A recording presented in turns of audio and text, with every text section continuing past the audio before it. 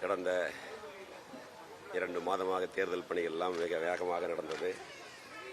இப்பொழுது காலையில் மக்கள்லாம் விறுவிறுப்பாக ரொம்ப ஆர்வத்தோடு ஓட்டு போடுறாங்க.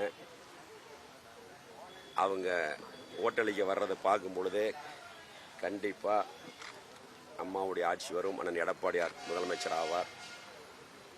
ஆனால் தமிழ்நாட்டில் கரூர் சட்டமன்ற தொகுதியில் மட்டும் ஜனநாயகத்துக்கும் பணநாயகத்துக்குமான தேர்தல் நடந்துக்கிட்டு இருக்குது. உங்களுக்கு எல்லாத்துக்குமே தெரியும். நைட்டில் என்ன நடக்குதுன்னு என்ன நடந்ததுன்னு தெரியும். ஆனால் இதில் கண்டிப்பாக நான் அதிக வாக்குகள் வித்தியாசத்தில் வெற்றி பெறுவேன். 50,000 வாக்குகள் வித்தியாசத்தில் வெற்றி பெறுவேன். ஏன்னா அந்த அளவுக்கான அம்மாவுடைய ஆட்சி காலத்தில் செய்த திட்டங்களை சொல்லியிருக்கிறோம். இந்த 5 ஆண்டுகளில், போன 10 ஆண்டுகளில் அம்மாவுடைய ஆட்சியினுடைய திட்டங்களை சொல்லியிருக்கிறோம்.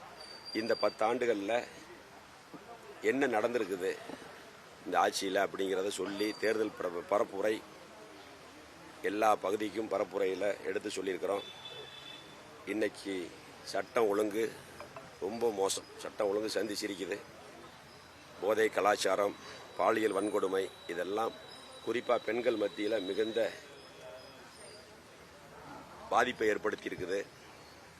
அது மட்டும் இல்லை, இந்த 5 ஆண்டில் திமுக அடித்த கொள்ள எல்லா துறையிலையும் ஊழலாக இருக்குது. அந்த ஊழல்லாம் இல்லாத ஒரு ஆட்சி வேணும். இந்த குடும்ப ஆட்சியை அகற்ற வேண்டும். சாதாரண ஒரு விவசாயியாக இருந்து இன்று தமிழகத்தினுடைய முதலமைச்சராக இருந்து இப்பொழுது கழகத்தினுடைய பொதுச் செயலாளராக இருக்கக்கூடிய புரட்சி தமிழர் எடப்பாடியார் ஆட்சிக்கு வந்தால் தான் தமிழ்நாட்டில் அமைதி நிலவும். இல்லைன்னா கட்ட பஞ்சாயத்து ரவுடிசம் தான். நோட்டீஸ் கொடுத்தா பிரச்சனை.